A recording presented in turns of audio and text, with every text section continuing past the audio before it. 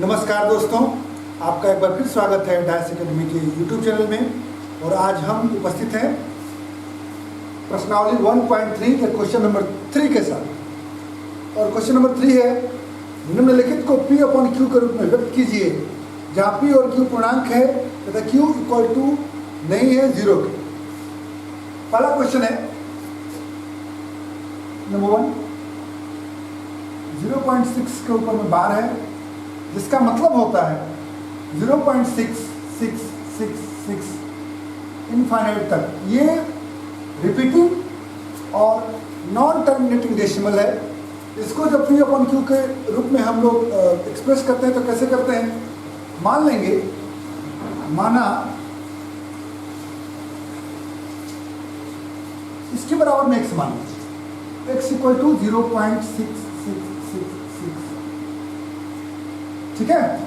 तब 10x equal to कितना होगा, यानी दोनों तरफ 10 का मल्टीप्लाई करेंगे, ये हो जाएगा 6.6666 इनफाइनाइट तक।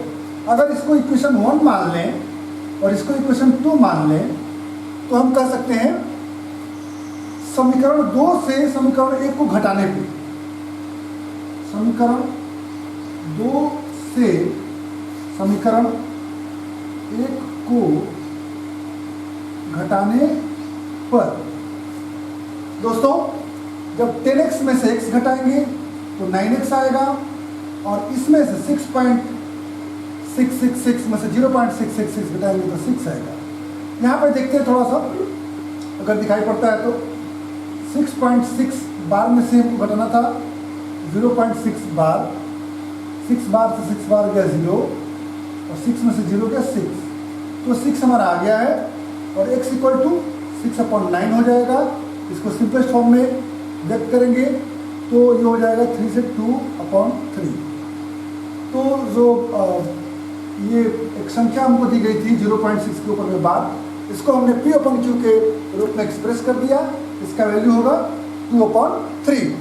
ये हुआ पहला क्वेश्चन। अब बनाते हैं इसमें का दूसरा क्वेश्चन।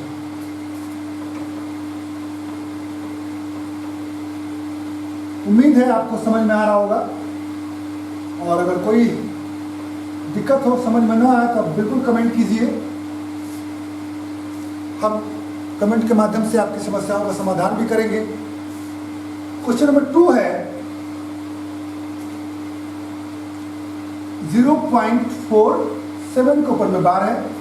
अब इसको हमको P अपॉन Q के रूप में एक्सप्रेस करना है, व्यक्त करना है। इसका मतलब हो गया 0.47777 इनफाइनाइट तक। ये 7 जो है ये बार बार आ रहा है, तो अगर हम x बराबर मान लें 0.47 के ऊपर में बार, यानी बार बार 7 आ रहा है, तो 10x इक्वल टू क्या होगा, 10x होगा हमारा 4.7 के ऊपर में बार, 4 इधर आ जाएगा। और तब 100x कितना होगा, 100x का मतलब अगर इसके बराबर x माने हैं, ये अगर x है, जब x में 100 से गुणा करेंगे इसमें भी 100 से गुणा करना पड़ेगा, तब ये 2 डिजिट डेसिमल के इधर आ जाएंगे, तो हो जाएगा 47.7। अब 77 आएगा तब 7 के ऊपर में 12 लिख सकते हैं। अगर इसको इक्वेशन 1 मान लें, इसको इक्वेशन 2 मान लें, और इसको इक्वेशन 3 मान लें, और तब इक्वेशन 3 में से इक्वेशन 2 को घटाएं, समीकरण 3 से समीकरण 2 को घटाने पर 100x में से जब 10x घटाएंगे तो आएगा 90x, और 47 देखो फिर यहीं पे है 47.7 के ऊपर बार में से घटाना है 4.7 के ऊपर बार, इसमें से ये घटेगा 0 हो जाएगा, और 47 से 4 घटेगा तो 43 हो जाएगा, 43.0 यानी कि 43। तो 90x इक्वल टू हो गया 43, और x इक्वल टू हो गया 43/90। ये कब हुआ, जब हमने 0.47 के ऊपर बार को x माना है, ये माना, तब x इक्वल टू 43/90 हो गया।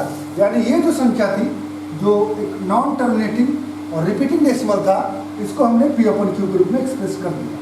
इसीलिए हम कहते हैं कि रिपीटिंग और नॉन टर्मिनेटिंग डेसिमल भी रेशनल नंबर होते हैं क्योंकि हम उनको P अपन Q के फॉर्म में लिख सकते हैं। अब आते हैं तीसरे प्रश्न पे। इसका जो तीसरा प्रश्न है, मैं इसको मिटा रहा हूँ।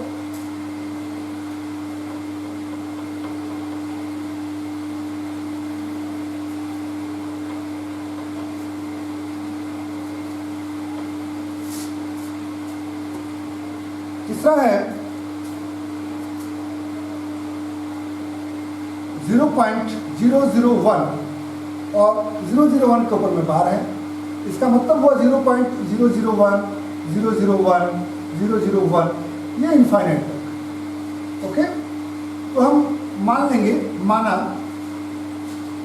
x बराबर 0.001 के ऊपर में बार, तब 100x बराबर क्या होगा?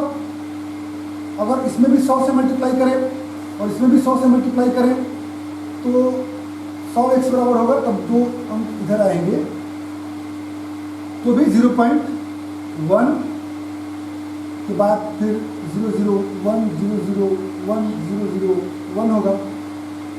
लेकिन हमको इसको ही बाहर निकालना है। अगर हम 100x के बदले अगर 1000x लें, यानी x में 1000 से मल्टीप्लाई करें, तब इसमें भी 1000 से मल्टीप्लाई करेंगे, तब ये तीनों आएंगे बाहर। तीनों 001 ये बाहर आ गए, पॉइंट फिर 001, 001 ये आएंगे इन्फाइनाइट तक। अब किसी संख्या के ऊपर 0 का कोई वैल्यू नहीं, तो ये 1.001 आ गया। ये x इक्वल टू 0.001, 001 के ऊपर में बार, तब अब इसके ऊपर में हम बार लगा सकते हैं, यानी यही बार बार आ रहा है। क्लियर? और ये हमारा 1000x का वैल्यू है। x इक्वल टू 0.001 के ऊपर में बार और 1000x का मतलब हो गया 1.001 के ऊपर में बार। अब अगर यह समीकरण 1 है, यह समीकरण 2 है, हालांकि ये हमारे किसी काम का नहीं है, और यह समीकरण 3 है, तब समीकरण 3 में से समीकरण 1 को घटाने के, समीकरण 3 से समीकरण 1 को घटाने पर 1000x में से x घटाएंगे 999x आएगा, और ये 1.001 था, 1.001 के ऊपर में बार में से घटाएंगे 0.001 बार, ये 0 हो गया और ये 1 हो गया, तो इसका इक्वल टू 1 होगा। मतलब इसमें से इसको घटाने पे 1 हमको प्राप्त होगा, और तब x बराबर होगा 1/999। यानी ये जो संख्या थी 0.001 के ऊपर में बार, जिसको हमने x माना था, उसका वैल्यू आ गया P/Q के फॉर्म में, x इक्वल टू 1/999। उम्मीद है आपको क्वेश्चन नंबर 3 समझ में आया होगा, और ऐसे ही हम बाकी अगर कुछ आएगा तो उसको कर लेंगे। धन्यवाद।